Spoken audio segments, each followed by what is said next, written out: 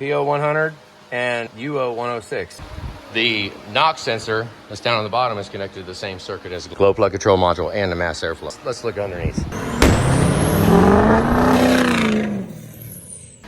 Okay, underneath the passenger side, it's NOx controller. They already got the EGT sensor out, but now let's disconnect the controller wire. There you go. We'll take this off here in a second.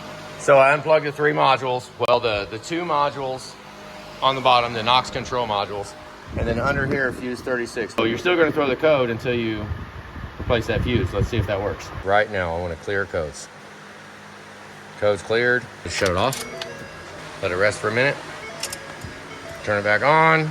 Let it go through whatever self-test it's gonna do. Let's go ahead and fire it up. Okay. Check engine light is off.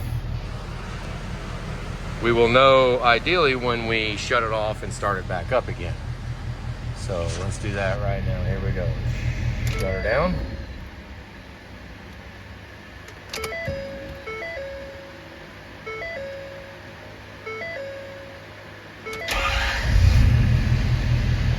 Good deal.